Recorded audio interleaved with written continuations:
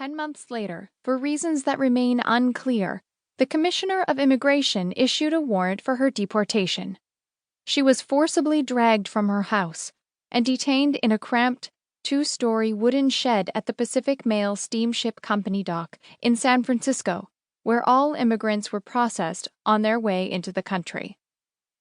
At the turn of the 20th century, the Bureau of Immigration regularly revoked the citizenship of Americans of Asian descent.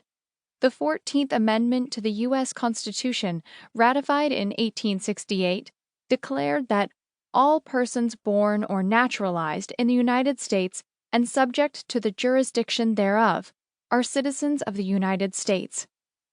But the Bureau of Immigration would have none of it. Referring to these Americans as merely technical citizens, it adopted practices and policies designed to prevent them from entering or remaining in the United States, openly flouting the U.S. Constitution's birthright citizenship guarantee. The Commissioner General of Immigration declared in his 1907 annual report that any native-born American of Chinese descent who remained in China until after reaching his majority had in effect expatriated himself, and was not, therefore, entitled to be regarded as an American citizen. Even after being forced to abandon this policy, the Bureau of Immigration continued to apply higher standards of proof of citizenship to this group.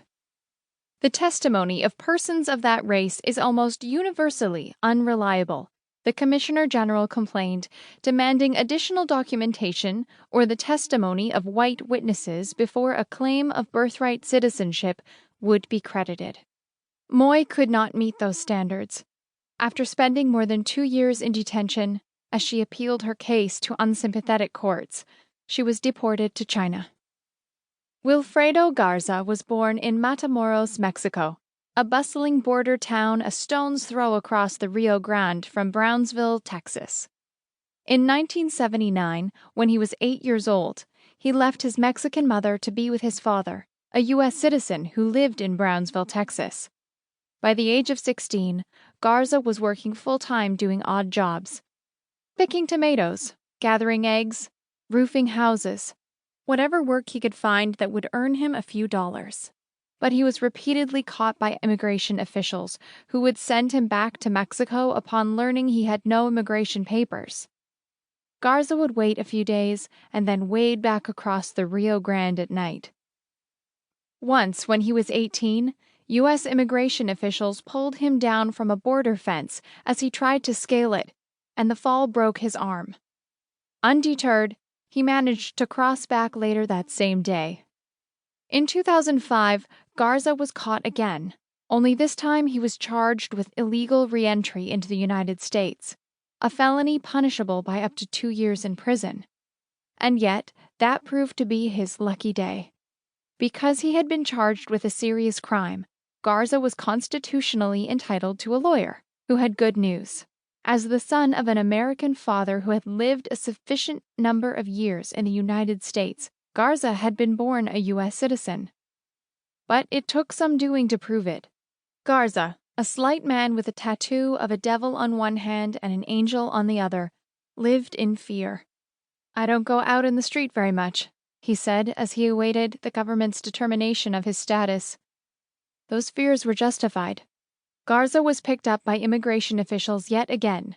Even though he insisted he was a U.S. citizen, he was jailed for 2 months and deported once again to Mexico. There is nothing to protect someone claiming to be a U.S. citizen if they are unable to substantiate it, explained a spokesman for U.S. Citizenship and Immigration Services. Finally, thanks in part to his lawyer's efforts, Garza received written confirmation from the U.S. government that he was, and always had been, a citizen of the United States. Papers that his lawyer warned him to carry with him at all times. He celebrated by cooking chicken fajitas for family and friends. "I can go anywhere now," he said. On April 9, 1865, General Robert E. Lee and General Ulysses S. Grant met in the parlor of Wilmer McLean's house in Appomattox, Virginia, to formalize the surrender of Lee's Army of Northern Virginia, effectively putting an end to the Civil War.